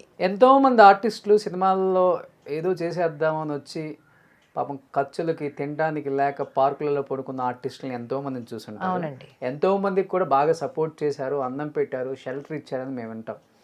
ఇప్పుడు ఆ గ్రాటిట్యూడ్ మా జానకమ్మ మమ్మల్ని ఒకనొక టైంలో దగ్గరికి తీసింది అనేది ఉందే వాళ్ళకి? ఉంటుంది, ఎందుకుండదు. ఉన్నారు ఇక్కడ ఉండొచ్చు, మనసులో ఉండొచ్చు. బట్ ఇంతమంది మీ దగ్గరికి వచ్చి మీరు షెల్టర్ ఇచ్చిన వాళ్ళు, మీరెందుకు ఒకనొక టైంలో మన యాక్టర్ చంద్రమోహన్ గారి ఇంట్లో అద్దెకు ఉండాల్సి వచ్చింది? అసలుకి సొంత ఇల్లు లేదు నాకు అప్పుడంతా అద్దె ఇంట్లోనే ఉండేదాన్ని నేను. అద్దె ఇల్లు వాళ్ళ ఇల్లు ఖాళీగా ఉంటే లక్ష్మీ కాలనీలో ఆ ఇంట్లో అద్దెకున్నాను నేను. ఎంత అద్దె అప్పుడెంత 350 ఎంతో. ఆ ఇంట్లో ఉండగానే నేను స్థలం కొనుక్కొని ఇల్లు కట్టుకొని విరుగుంబాకం వెళ్ళిపోయాం. ఆయన లక్కీ హ్యాండ్ అంటే అసలుకి. శోభన్ బాబు గారు కూడా ఏది కొన్నా కానీ ఫస్ట్ ఆయన చేతితో డబ్బులు తీసుకున్న తర్వాతే కొంటారంట. నిజమండి. ఆయన బోళాగా మాట్లాడతారు తప్ప ఆయనలో క్రిటిసిజం లేదు. క్రిటిస్ చేయడం ఒకళ్ళని అది లేదు. ఓపెన్గా మాట్లాడతాడు ఆయన. అదొకటి నచ్చుద్ది నాకు. ఇంకొకళ్ళు రాజకీయాలు ఎక్కువ చేయడం, ఒకళ్ళ మీద ఒకళ్ళు చెప్పడం అలాంటివి లేవు ఆయనకి. దడదడనే మాట్లాడతాడు అంతవరకే తప్ప. ఆయన నాకు నచ్చిన వ్యక్తి ఎవరంటే చంద్రమోహన్ గారు. ఓపెన్గా మాట్లాడతారు. ఆయన మనసులో కల్మషాలు ఉండవు, ఏమీ ఉండవు. శోభన్ బాబు గారి గురించి ఏం చెప్తారమ్మా? ఆయన సైలెంట్గా ఉంటారు. అవును, చేశాను. ఆయన సైలెంట్గా ఉంటారు, హ్యాపీగా ఉండేవారు. సెట్లో ఉన్నంత వరకు హ్యాపీగా ఉండేవారు. సెట్లో వెళ్తే ఎవరి దారి వాళ్ళదే. ఆయన కూడా బాగుంటారు. మీరు వచ్చిన మీ తర్వాత ఎన్నో సంవత్సరాల తర్వాత ఇండస్ట్రీకి వచ్చారు. ఈరోజు సౌత్ ఇండియాలో one of the richest actor పేరంటే శోభన్ బాబు గారి పేరే చెప్తారు. సగం చెన్నై అయిందే. అవునండి. ఒకరోజు అయితే ఒక డ్రామా వేయడం కోసం ఆయన నేను కలిపి ఒక డ్రామా వేస్తే అప్పుడు ఈ సైకిల్ రిక్షాలు కూడా లేవు, లాగుడు రిక్షాలు. ఆ దాంట్లో వాళ్ళ ఇంటికి నేను రిహార్సల్స్ కని వెళితే అప్పుడంతా పావలా. ఆ పావలా కూడా ఆయనకి ఇవ్వడానికి లేదు అప్పుడు శోభన్ బాబు గారి దగ్గర. మరి అలాంటి పరిస్థితుల్లో మేము వెళ్ళి రిహార్సల్స్ చేసి నాటకాలు వేసాము ఆ రోజుల్లో. అలా చెప్తున్నాం. మరి అలాంటి ఆయన ఒక అంత ఉన్నతమైన స్థితికి ఎదిగేయడం అంటే చెప్తున్నాను, వాళ్ళ మంచితనం కానీ వాళ్ళ ప్రవర్తన కానీ వాళ్ళ ఇది కానీ. అప్పట్లో ఆర్టిస్టులు అలా ఉన్నారు. పావలా అయిన పరిస్థితిలో ఉండి ఈ రోజు చెన్నై సగం చెన్నైకి ఉన్నారు కదా. మీకు జాగ్రత్తలు చెప్తారా ఒక మంచి అమ్మగా, ఒక అక్కగా? లేదండి, అంత క్లోజ్గా ఎప్పుడు లేదండి. ఎప్పుడు స్టేజ్ అదే చెప్తున్నాను కదా, ఎంతవరకు అవసరం అంతవరకే మాట్లాడేదాన్ని. ఆ రిహార్సల్స్ అయిపోయా, ఓకే సార్ నేను వస్తాను, వెళ్ళిపోయేదాన్ని అంతే, అంతవరకు. అప్పటికి ఆయన పెద్ద స్టార్ కాదు కాబట్టి మామూలుగానే ఉండేవాడు ఆయన. ఇప్పుడు పెద్ద స్టార్లు ఎవరు కాదు మీరు వచ్చినప్పుడు. భయం భయంగా ఉండేవాళ్ళ జానకి గారి సెట్ లో ఉంటే? అదేం లేదు. అమ్మో ఏమో సింగిల్ టేక్ లో చేస్తారు, టక డ్రామా, ఏమో డ్రామాలు చేసిన ఎక్స్పీరియన్స్ బాగుంది, అదేం లేదు. మనం టేకులు తినాల్సి వస్తుంది ఏమో అమ్మకాడ. ఊరికే సరదాగా జోకులు వేసుకుంటూ ఉండేవారు సెట్ లో వరకు. భయంగా ఉంటారు కదా కొంతమంది యాక్టర్స్ మీరంటే? ఏమో తెలియదు, ఉందేమో మరి, అది ఇప్పుడు కనపడలేదు. ఎక్స్పీరియన్స్ ఏమో. ఇప్పుడు వచ్చి 65 సంవత్సరాలు అయిపోయింది. ఒకటండి, నేనేం చెప్తానంటే మనం అలాగ ఆలోచించుకొని ఆ దృష్టితో చూస్తే అవతల వాళ్ళు కూడా మనకి ఎలా ఉన్నారని అర్థమవుతుంది. మనకు ఆలోచన లేనప్పుడు అవతల వాళ్ళు ఎలా ఉన్నారని కూడా మనకు రాదు, అసలు ఆలోచనే రాదు. క్యారెక్టర్ ఆర్టిస్టులలో బాగా క్లోజ్గా, అంటే క్లోజ్గా ఇన్ ద సెన్స్ సెటిల్ అయినా కానీ మన మనిషి, నా మనిషి, మన కష్ట సుఖాలు కూడా షేర్ చేసుకోవచ్చు, ఒక అక్కగా ఒక చెల్లిగా భావించే ఆర్టిస్టులు అంటే ఎవరని చెప్తారు మీరు? చాలామంది ఉన్నారు మీ టైంలో ఉన్న అమ్మలు. చాలామంది ఉన్నారండి, అందరూ ఇష్టంగానే ఉండేవాళ్ళం. మేము అందరం ఒకలాగే. కృష్ణవేణి గారు ఉన్నారు. అవును, అందరితోటి ఆవిడ అత్తిల్ లక్ష్మి గారు, మేము అందరం కూడా, ఆవిడ ఝాన్సీ గారు, అందరం ఒకే చోట ఉండి హ్యాపీగా మాట్లాడుకుంటూ ఉండేవాళ్ళం అంతవరకే. షాపింగ్లు బాగా చేస్తుంటారా? చేయను. ఇప్పుడు ఇంతమంది డైరెక్టర్స్తో చేశారు కదా, విశ్వనాథ్ గారితో ఎక్కువ సినిమాలు తీశారు. ఒకనొక టైంలో చాలామందికి ఏమొచ్చిందంటే బయట మీరు బ్రాహ్మణ్ అనుకున్నారు. ఈ క్యాస్ట్ అనేది మీకు ప్లస్సా మైనసా? ఎందుకంటే ఆ రోజులు ఎక్కువ క్యాస్ట్ ఫీలింగ్ బాగా ఎక్కువ ఇండస్ట్రీలో. అవును, అంటే ఇప్పుడు కూడా ఎవరు అడగలేదు నన్ను, మీరు ఎవరు ఏంటనేది ఎవరు ఇంతవరకు నన్ను అడగలేదు అసలు. మరి ఆయన బ్రాహ్మణులు అని నన్ను అనుకుంటే మరి అది ఆయన పొరపాటు. ఆయన ఎప్పుడూ నన్ను అలా అనుకోలేదు, నేను అలాగా ఫీల్ అవ్వలేదు. కాకపోతే క్యారెక్టర్స్ అలాగా పడ్డాయి అంతే, ఎక్కువ బ్రాహ్మణ క్యారెక్టర్స్ ఎక్కువ పడ్డాయి నాకు. అడిగితే చెప్తాను, ధైర్యంగా చెప్తాను, నేను క్రిస్టియన్ అని చెప్తాను నేను. సో మీ వారి కులం చెప్పుకుంటారు? చెప్తాను, ఆ కులమే చెప్తాను. ఎందుకంటే మా ఇంట్లో మా పిల్లల పెళ్ళిళ్ళు అందరూ కూడా చర్చిలోనే జరుగుతాయి. అందుకని మీరు అంతే, కన్వర్టెడ్ అయిపోయాను. బాప్టిజం తీసుకున్నాను, కన్వర్టెడ్ అయిపోయాను. మా ఇంట్లో ఫంక్షన్స్ అన్నీ కూడా ఇవే జరుగుతాయి. ఇప్పుడు మిమ్మల్ని ఇన్ని క్యారెక్టర్లలో అమ్మగా అలా చూసిన వాళ్ళు ఒకసారిగా జంబలకడి పంపలో కోటా శ్రీనివాసరావు గారి వైఫ్గా చూడాల్సి వచ్చింది. ఆ సినిమా ఇప్పుడు చూస్తుంటే కూడా నవ్వులేమ్మా. ఆ క్యారెక్టర్ చేసేటప్పుడు మీ ఫీలింగ్ ఏంటమ్మా అసలుకి? కొంచెం భయపడ్డాను. అప్పుడు మామూలుగా సాఫ్ట్ వేషాలు వేసే టైంలో ఆ క్యారెక్టర్ అనగానే కొంచెం భయపడ్డాను నేను. అదే డైరెక్టర్ గారితో అంటే నీకెందుకు, నేను చెప్తున్నాను కదా నువ్వు వెయ్యి అన్నాడు ఆయన, ఈవివి గారు. సరే వేశాను. కొంచెం భయంగానే ఉండేది. మొత్తానికి రిలీజ్ అయిన తర్వాత రెస్పాన్స్ నా మీద ఇది ఏం పడలేదు, యాంటీగా ఏం రాలేదు. అందువల్ల హ్యాపీగా ఉందన్నమాట. కానీ ఇప్పటికీ ఆ సినిమా చూసిన వాళ్ళందరూ హ్యాపీగా నవ్వుకుంటూ ఆ క్యారెక్టర్ గురించి మాట్లాడుతుంటే ఎంత ఆలోచిస్తే ఆ క్యారెక్టర్ నాకు ఇచ్చుంటాడా ఈయన అని అనుకున్నాను. బట్ ఆ సినిమా తర్వాత మీలో ఎంత కామెడీ యాంగిల్ ఉందా అనేది ఆ సినిమా చూస్తే తెలిసిపోయింది. తర్వాత డైరెక్టర్స్ ఎందుకు కంటిన్యూ చేయలేదు మళ్ళీ? ఇంకా ఏమో చెప్పాను కదా, నా మొహం చూడగానే ముందు ఒక మాసిపోయిన చీరాను గ్లేజర్ అని మాటలు వస్తుందని. కాస్ట్యూమ్స్ కూడా పెద్ద అక్కర్లేదు మనకి, అక్కర్లేదు. జీవితంలో కొన్ని మనం వద్దనుకున్న వస్తుంటాయి కదా. నిజంగా ఆ మాసిపోయిన చీర గ్లిజరిన్ వాళ్ళే కదా మీరు ఇన్ని సినిమాలు చేసింది. అవును, ఇంకా ఇట్లాంటి చీరలు కట్టుకున్న సినిమాలు అయితే రోజుకు ఒక ఆర్టిస్ట్ వస్తారు. అవును.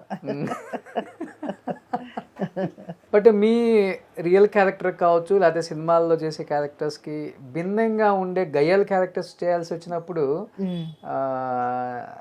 దాన్ని పండించగలిగారా? లేకపోతే? చేశానండి. రామాయణంలో పిడకల వేట రాజేచంద్ర గారి డైరెక్షన్లో మన వీళ్ళది మురళీమోహన్ గారిది. అందులో గయ్యాళి క్యారెక్టర్ గయ్యాళి అత్త.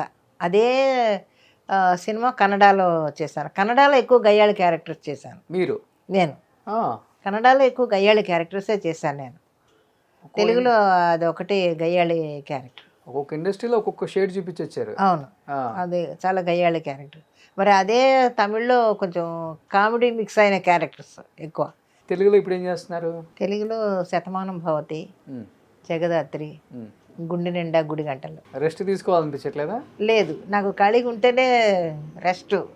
అది రెస్ట్గా ఉండను నేను. ఖాళీగా కూర్చున్నానంటే నాకు చేతులు కాళ్ళు ఆడవు. అయ్యో ఏది పని చేయట్లేదు, ఏం పని చేయట్లేదు అనిపిస్తుంది. జనకి ఇంత బిజీగా ఉన్న ఒక యాక్ట్రెస్ ఒక్కసారిగా డబ్బింగ్, నాకు తెలిసినంత వరకు అప్పుల్లో డబ్బింగ్ చెప్పిన యాక్టర్స్ ఎవరు లేరు. మీరు ఒకరు చెప్పారు, తర్వాత రోజారామణి గారు ఒకరు చెప్పారు, అంతే, ఇంకా పెద్దగా లేరు కూడా. అసలు ఈ కోణం మీలో ఎవరు చూసింది? ఈ వాయిస్ ఇలాంటి వాళ్ళకి సెట్ అవుతుంది? ఎందుకంటే ఎంతమంది చెప్పారు మీరు, శ్రీప్రియ గారికి, జ్యోతిలక్ష్మి గారికి, జయమాలి గారికి, పద్మిని గారికి, పద్మప్రియ గారికి. శ్రీశ్రీ గారు ఒక సినిమా డబ్ చేస్తున్నారు, జయలలితను రవిచంద్ర అనుకుంటా ఆ సినిమా. శ్రీశ్రీ గారు రాస్తున్నారు. ఆయన ఒక క్యారెక్టర్ సచ్చు గారికి చెప్పించారు ఫస్ట్ నాతోటి. ఇంకా అక్కడి నుంచి అలాగా కంటిన్యూ అయిపోయింది. ఎక్కువ వ్యాంప్ క్యారెక్టర్లు చేసేవాళ్ళకి చెప్పారు కదా? అవును, ఎక్కువ వ్యాంపు, తర్వాత మదర్స్, ఏవిఎం రాజన్ గారి వైఫ్ ఉంది కదా, ఆవిడకి ఎక్కువ చెప్పాను. మన మురారిలో ఆవిడకి లక్ష్మి గారు. లక్ష్మి కాదు, బామ్మ, ఓ మురారి గారు బామ్మ, ఆవిడకి. తర్వాత మీరే చెప్పారా? అవును, నేనే చెప్పాను ఆ సినిమాకి. ఓకే. అలాగే సీతారామయ్య గారి మనవరాల దగ్గర నుంచి రోహిణి హట్టంగడి గారికి ఈరోజు మొన్న 2 రోజుల క్రితం కూడా ఒక సినిమా చెప్పాను రోహిణి హట్టంగడికి, ఆవిడకి నేనే చెప్తున్నాను. కానీ ఇప్పుడు వీళ్ళందరికీ చెప్పటం వేరే, ఈ జ్యోతిలక్ష్మి గారికి జయమాలిని గారికి చెప్పేటప్పుడు ఇలా తిప్పాలి వాయిస్. అవును అవును అవునండి, అది కొంచెం వ్యాంప్ క్యారెక్టర్స్ కష్టం. మీకు అది ఆ తేడా ఆ వాయిస్లో మీకు ఆ గమ్మత్తు కావాలంటే ఒక చిన్న బిట్ అది మీరు వినండి ఎప్పుడైనా మీకు వీలైనప్పుడు. రమయ్య వస్తావయ్యలో రోహిణి హట్టంగుడు వేసింది. ఈ జూనియర్ ఎన్టీఆర్ వెళ్ళినప్పుడు ఒక సీన్లో మాట్లాడుతుంది అన్నమాట. అలాగా మార్చి చెప్పడంలో డబ్బింగ్ ఆర్టిస్ట్ యొక్క ఇది తెలిసిపోద్ది. అదేంటిది రోహిణి హట్టంగడికి ఆ సినిమాలో సీతమ్మ వాకిట్లో సిరిమల్ల చెట్టు చూడండి, ఎంత మంచి పేరు ఆవిడ మాట్లాడిన ఇది. చాలా బాగుంటుంది. అది మీరే చెప్పారా? నేనే మొత్తం ఆవిడ సినిమాలన్నీ నేనే చెప్పాను. ఎప్పుడు సీతారామయ్య గారి మనవరాల దగ్గర నుంచి. నిన్న 2 రోజులు 3 రోజుల క్రితం ఒక సినిమా చెప్పాను, ఆయన అక్కినేని కుటుంబరావు గారి సినిమా ఒకటి. ఆ సినిమాలో కూడా ఆవిడ చాలా పెద్ద వేషం వేశారు. అప్పుడు నేనే చెప్పాను, సినిమాలన్నీ నేనే చెప్పాను ఆవిడకి. ఒక షూటింగ్లోనూ లేకపోతే ఒక ఫంక్షన్లోనూ తింటున్న అన్నం ప్లేట్ని ఒక పెద్ద హీరోయిన్ కాలుతో తన్నారు, జానకి గారు తింటున్న ప్లేట్ని. ఎందుకనమ్మా అది? హీరోయిన్ కాదు, ఒక ఆర్టిస్ట్, క్యారెక్టర్ ఆర్టిస్ట్. ఎవరైనా నేను అంటే అప్పట్లో సింగిల్గా ఒక్కొక్కరికి ఒక రూమ్ ఇచ్చేవాళ్ళు కాదు, 2-3 కలిపి ఒక రూమ్ ఇచ్చేవాళ్ళు కదా ఆ రోజుల్లో. అలాగా ఇచ్చినప్పుడు ఆవిడేమో ప్యాకాడడానికో లేకపోతే మందు కొట్టడానికో పక్క రూమ్కి ఎక్కడికో వెళ్ళిపోతే, మరి రూమ్లో నేను ఒక్కదాన్ని ఉన్నాను, ఆవిడ అసిస్టెంట్ ఒక ఆవిడ ఉంది. అమ్మ నాకు ఆకలి వేస్తుంది, నేను అన్నం తినేస్తున్నానని చెప్పేసి నేను పెట్టుకుని అంత తినేసి మిగతా క్యారియర్ అలా సర్దేసి అక్కడ పెట్టేసి నేను వచ్చి పడుకున్నాను. ఎవడో వచ్చారంటే ఎప్పుడో వచ్చి చూసి ఏంటి ఈవిడ తినేసిందా అని ఇలా చూసి, ఏంటంటే వీళ్ళు తినేసిన అన్నం నేను తినాలని కాలుతో తన్నిందంట అన్నాన్ని. మొత్తం రూమ్ అంతా క్యారియర్ అంతా చల్లా చెదిరి అయిపోయి. ఉన్నారా ఇప్పుడు? ఉన్నారు ఇండస్ట్రీలో ఉన్నారు. తెలుగు ఏం పేరు చెప్పను, సారీ. ఆ ఒక్కటే అడగండి. ఇప్పటికి ఎంతమంది అడిగారో, చాలా మంది అడిగారు. పోన్లే, చూసాము తెలుస్తుంది కదా. బట్ ఏమనలేదు మీరు? నేనేమనలే, అస్సలు మాట్లాడు. నాకు సంబంధం లేనట్టుగానే ఉన్నాను. నాకేం సంబంధం? 3 కలిపి క్యారియర్ పెట్టారు, నాకు ఆకలి వేసింది, నేను పెట్టుకొని తినేసి పడుకున్నాను. ఆవిడ ఏం చేసుకుంటే నాకెందుకు, నాకు అనవసరం కదా. లేచి నువ్వు ఎందుకు తన్నే, అది ఆవిడ సంబంధించింది, ఆవిడ ఫుడ్ ఉండదు, నాకే నేను తినేసి పడుకున్నాను, నేను ఎందుకు అడగాలి ఆవిడని? ఎలా ఉండాలి ఇండస్ట్రీలో మిమ్మల్ని చూసే నేర్చుకోవాలి. ఎలా ఉండకూడదు అంటే చాలా మంది ఉన్నారు, ఎగ్జాంపుల్ ఫాలో అయ్యి ఉంటారులే చాలా మంది, మిమ్మల్ని కొంత ఇన్స్పిరేషన్గా తీసుకొని ఉంటారు. ఇలా ఉంటే చాలా బెస్ట్, మనకి చేసిన వరకు చేసినా, సంపాదించిన వరకు సంపాదించిన ఒక సాటిస్ఫాక్షన్, ఒక సెల్ఫ్ రెస్పెక్ట్ అంటారు కదా, అది మీకు చాలా ఎక్కువ. గ్రేట్ అమ్మా. అలా ఉండబట్టే మీరు ఇన్ని సంవత్సరాలైనా ఇండస్ట్రీలో ఉన్నారు. అవును నిజంగా. అది మొత్తం ఇక్కడైతే 3 సీరియళ్ళు. తమిళ్లో లేవండి, తమిళ్ పరుగులు పెట్టలేకపోతున్నాను. అటు ఇటు ఇంకా పరుగులు పెట్టలేక ఒకటి వదిలేసాను. తమిళ్ జెమినీకి అదే సన్కి వస్తే వదిలేసాను, నేనే చేయలేనండి, సారీ ఏమనుకోవద్దు అని చెప్పేసి. ఇక్కడ ఈ చాలని అంతే. అందరితో చేశారు కదమ్మా, మీ మాటల్లో చెప్తే చాలా హ్యాపీగా ఫీల్ అవుతారు ఇప్పుడున్న ఫ్యాన్స్ కూడా. పాపం చిరంజీవి గారు అంటే ఏం చెప్తారు ఒక మాటలో? అందరం కలిసి పనిచేసేవాళ్ళం, కలిసి నవ్వుకునేవాళ్ళం. ఆయన నేను కలిపి ఒక సినిమాలో నేను హీరోయిన్కి డబ్బింగ్ చెప్తుంటే ఆయన చెప్పుకోవడానికి వచ్చినప్పుడు అలా సరదాగా ఉండేవాళ్ళం అంతే. అప్పట్లో కుక్క కాటుకు చెప్పు దెబ్బ అనే సినిమాలో ఆయన ఒక విలన్ వేస్తే, నేను ఒక క్యారెక్టర్ వేస్తే, ఆ రకంగా క్యారెక్టర్స్ అప్పట్లో ఉన్నప్పుడు సరదాగా హ్యాపీగా ఉండేవాళ్ళం. తర్వాత ఆయన మెగాస్టార్ అయిన తర్వాత ఆయన పడే కష్టం చూసి ఎప్పటికైనా ఒక పెద్ద స్టార్ అవుతారని, వాళ్ళ టాలెంట్ చూసి ఓకే బాగా చేస్తున్నాడు అని అనుకుంటాను తప్ప అంతకు మించి ఆలోచన వచ్చేది కాదు నాకు. అలా మన కళ్ళ ముందు ఆయన ఎంతో ఎదిగారు, ఆయన హ్యాపీగా ఎప్పుడైనా కనిపిస్తే పలకరిస్తారో నేను పలకరిస్తాను, అంతవరకు. మామూలుగా సపోర్టింగ్ చేసే ఆర్టిస్టులతో మంచి మర్యాద అంతే. సో బాలకృష్ణ గారు అంటే ఆయన కూడా అంతే. ఆయన కూడా మొన్న కూడా రీసెంట్గా భగవంత్ కేసరి చేశాను, చాలా ఇదిగా ఉంటాడు ఆయన. ఆయనకి టెక్నీషియన్స్ పాత ఆర్టిస్టులు అంటే చాలా గౌరవం. అవునండి, చాలా ఇది అసలు ఆయన మెమొరీ తలుచుకుంటే ఇప్పటికీ నాకు ఒళ్ళు గగురు పొడుస్తుంది. అంత మెమొరీ ఉంది ఆయనకి. ఎప్పుడెప్పుడు వాళ్ళ నాన్నగారి డైలాగులు అనర్గళంగా ఆయన ఇప్పటికీ చెప్తున్నారు అంటే, ఇప్పుడు ఉండే ఆర్టిస్టులు ఈ ఒక లైన్ ఇప్పుడు చెప్పిందే నెక్స్ట్ ఏంటని అడిగితే ఏమో మాకు తెలియదు, మళ్ళీ చెప్పండి ప్రాంప్టింగ్ ఇవ్వండి అని అడుగుతున్న ఈ రోజుల్లో ఎప్పుడూ డైలాగులు వాళ్ళ నాన్నగారు చెప్పినవి ఈరోజు ఆయన అంత అనర్గళంగా ఆయన మాట్లాడుతున్నాడంటే నిజంగా గ్రేట్ అండి. వాళ్ళంతా కారణ జన్ములు అంటాను నేను. నిజంగా అది ఆ టాలెంట్ అందరికీ రాదు. అది ఎన్నో పుణ్యాలు చేసుకొని ఎంతో ఇది చేసుకుంటేనే ఆ టాలెంట్ అనేది అందరికీ నిజంగా వస్తుంది. అది వాళ్ళందరూ కారణ జన్ములే అంటాను నేను. సో ఇప్పుడున్న యంగ్ జనరేషన్తో వర్క్ చేశారు కదా? లేదండి, ఎక్కువ చేయలేదు. నేను ఎవరితోటి చేయలేదు. ఏమో మరి ఏమో ఎందుకు మిస్ అయ్యారో మనం ఏం చెప్తాం చెప్పండి. ఎక్కువ ఏ హీరో అంటే ఇష్టం ఇప్పుడున్న జనరేషన్ లో? ఎన్టీఆర్, అల్లు అర్జున్? నాకు ఎందుకంటే ఇష్టము అంటే ఒక క్యారెక్టర్గా చూసుకుంటే నాకు అల్లు అర్జున్ ఎక్కువ ఇష్టపడతాను నేను ఆ అబ్బాయిని. ఎందుకని చెప్పండి, దానికి కారణం ఏంటంటే చెన్నైలో ఉండగా అతని సినిమా రిలీజ్ అయితే మా పిల్లలు నన్ను, మా మనవలు వాళ్ళిద్దరు ఉన్నారే, వాళ్ళిద్దరూ చెరో పక్క నిలబడి తీసుకొని వెళ్ళిపోయేవాళ్ళు సినిమాకి. సో అలాగా ఎక్కువ సినిమాలు ఆ అబ్బాయి సినిమాలు చూశాను నేను చెన్నైలో. అందువల్ల ఆ అబ్బాయి క్యారెక్టర్ కొంచెం డిఫరెంట్ క్యారెక్టర్స్ ఉంటాయి కాబట్టి ఎక్కువ ఇష్టం. ఈ కొంచెం నాకు మన వెంకటేష్ గారును నాగార్జున గారు అంటే కొంచెం ఇష్టపడతాను. వాళ్ళ సినిమాలు వాళ్ళతో వర్క్ చేశారు కదా? చేశాను, వాళ్ళ సినిమాలు ఎక్కువ ఇష్టపడతాను. ఇప్పుడు కూడా ఏదైనా అవసరం అయితే మీరు సంచి చేసుకొని పోతారంట? అవును, నేను వెళ్ళిపోతాను. ఎవరన్నా పలకరిస్తా అవునండి అంట, ఓ సెల్ఫీ అంటారు, ఈ రోడ్డు కదండి వద్దులేండి అంటారు, సరేనమ్మా అంటారు. ఈ సమాజం రెండు విధాలుగా కూడా ఆలోచిస్తుంది. ఒకటి మనం అలా వెళ్తే ఏం పని అంత అయిపోయింది అనుకుంటలే అనేది ఒకటి ఉంటుంది. కొంతమంది ఏమో చూడు ఎంత ఉందా కానీ చూడు ఎంత సింపుల్ గా ఉన్నారు జానకి గారు అని కొంతమంది అనుకుంటారు. మాకు చెన్నైలో నిన్నమ్మా నీంగి వద్దిటింగి మిమ్మల్ని అందరినీ చూడాలని అప్పుడప్పుడు అలా వస్తుంటాను ఏదాన్ని నేను. సో ఏది కావాలన్నా మీరే అంతే హెల్తీగా. అంతే. ఏం ఫుడ్ తింటారు మీరు? దాదాపు 75-80 దగ్గర. నేను మామూలుగా రైసే తింటాను, brown rice, vegetarian, pure vegetarian. Non veg తినరా? మానేశాను. రీజన్ ఉందా? రీజన్ ఉంది. అసలు ఫస్ట్ రీజన్ ఒకటి ఉంది. కన్నడ సినిమాకి వెళ్ళాను. ఆ అమ్మాయి 2 జళ్ల సీత మహాలక్ష్మి హీరోయిన్ ఆ కన్నడ సినిమాలో, అనంతనాగ్ గారు హీరో. కన్నడ మైసూర్లో షూటింగ్ 15 రోజులు 20 రోజులు షెడ్యూల్. నేనుండే హోటల్లో నాన్ వెజ్ లేదు. అప్పుడు విపరీతంగా నాన్ వెజ్ తినేదాన్ని నేను. అలాంటప్పుడు ఒకరోజు 6 రోజులు అయిపోయింది, నాకు నాన్ వెజ్ తినాలనిపించి మేనేజర్ని పిలిచి అడిగాను, నాకు ఈరోజు నాన్ వెజ్ కావాలి అంటే వాడు చాలా కూల్గా, లేదమ్మా హీరోకి హీరోయిన్కి డైరెక్టర్కి ప్రొడ్యూసర్ పెట్టమన్నారు, మిగతా వాళ్ళు ఎవరికి వద్దన్నారు అని కూల్గా చెప్పేసి వెళ్ళిపోయాడు. రెండో రోజు ఈ అమ్మాయి మహాలక్ష్మి, ఆంటీ ఇవాళ మనం చికెన్ తిందామా అంది. చాలా మామూలుగా తిందాం అన్నాను నేను కూడా. నా ఎదురుగుంటేనే అదే మేనేజర్ని పిలిచి చికెన్ కొంచెం ఎక్కువ తీసుకురా, నేను మా ఆంటీ తింటామంది. సరేనమ్మా అని చేతులు కట్టుకుంటూ వెళ్ళిపోయాడు వాడు. అలా వెళ్ళిపోయాడు. ఈ అమ్మాయి సెట్లోకి వెళ్ళింది, నేను ఒకదాన్ని కూర్చున్న తర్వాత కాసేపటికి నాకు ఆలోచన వచ్చింది. అంటే ఒక హీరోయిన్ చెప్తే ఒక మేనేజర్ పట్టుకొస్తే అది మనం తినాలి.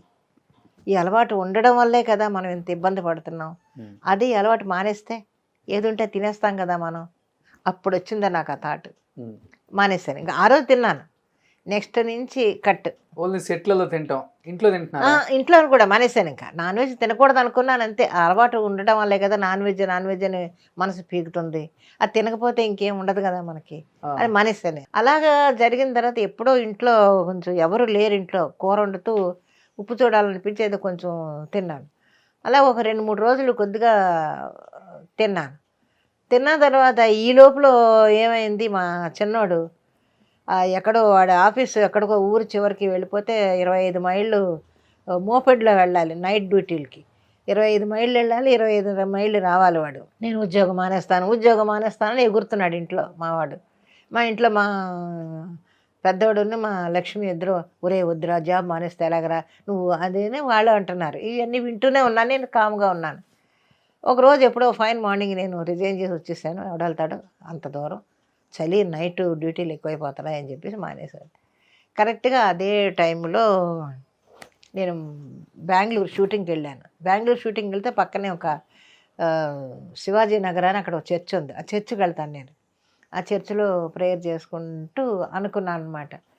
కరెక్ట్గా ఒక జనవరి 1 అనుకుంటాను. ఆ రోజు జనవరి 1కి వెళ్ళాను, ప్రేయర్ చేసుకుంటున్నాను.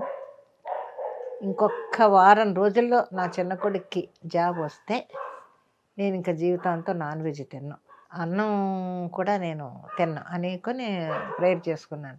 మీరు నమ్మండి నమ్మపోండి, వితిన్ 1 వీక్లో వాడికి ఇప్పుడు అప్పటి నుంచి ఈ రోజు వరకు అదే జాబ్ చేస్తున్నాడు. వాడు శాలరీ మీద శాలరీ పెరుగుతూనే ఉంది. వాడు పొజిషన్ మారింది, అదే కంపెనీలో ఉన్నాడు మా చిన్నబాబు. ఇంకా ఆ రోజు నుంచి మానేశాను. అన్నం కూడా తినేదాన్ని కాదు, ఫ్రూట్స్ తినేదాన్ని మధ్యాహ్నం పూట. ఇంకా తర్వాత మొన్న రీసెంట్గా ఒక 2 సంవత్సరాలు 3 సంవత్సరాలు అప్పుడు ఇంకా స్టామినా సరిపోవటం లేదు, ఇంకా అన్నం తినకపోతే డాక్టర్లు కూడా తిట్టారని ఇంకా అప్పుడు ఇంకా నాన్ వెజ్, అసలు నాన్ వెజ్ లేదు, ఇంకా వెజ్ మాత్రం ఇది అంత అన్నం తింటాను అనమాట. లేదంటే పళ్ళతోటి ఫ్రూట్స్ అలాగే అలానే, అందుకే ఇలానే ఉండిపోయారు మీరు. గడిపేశాను. ఇప్పుడు మన అంజలీదేవి గారు మీకు చుట్టాలా? లేదండి, చుట్టాలి. ఊరు, ఒక ఊరు. ఓకే, మా పెద్దాపురం అంతే. సో మీరు ముందు వచ్చారా, ఆమె ముందు వచ్చారా? ఆవిడ ఎప్పుడో వచ్చారు. ఆవిడ హీరోయిన్ అయిపోయిన తర్వాత మా ఊరు వచ్చారు ఆవిడ. కలుసుకునే వాళ్ళ మరి ఒక ఊరు వాళ్ళనే? లేదండి, చెన్నైలో కూడా ఎప్పుడు లేదు. షూటింగ్లో కలిస్తే హలో అంటే హలో అంటారు. సో ఎవ్వరు సపోర్ట్ లేదు, లేదు. వచ్చిన క్యారెక్టర్లు చేసుకుంటూ దేవుడు ఒక్కడే సపోర్ట్ నాకు. ఇలా ఉండి సక్సెస్ అవ్వడం చాలా చాలా కష్టం. మీరు అయ్యి ప్రూవ్ చేశారు. సో మీరే చాలా మందికి ఇన్స్పిరేషన్ కూడా ఇండస్ట్రీలో కూడా చెప్పాలంటే ఒక రకంగా. బట్ ఇలాంటి క్యారెక్టర్లు చేయటం ఎవరి వల్ల కాదు, సాధ్యం కాదు కూడా. ఎందుకంటే ఆ రోజుల్లో కూడా ఒక క్యారెక్టర్కి మార్చిపోయిన చీర అన్నిటికంటే ఎవరు ఒప్పుకోరు కూడా. నేను గ్లామర్గా కనపడాలి కదా, నాకు లిప్స్టిక్ వేయాలి కదా, నేను హీల్స్ వేసుకోవాలి కదా, నాకు పట్టు చీర కాదా, ఇలా ఉండేది.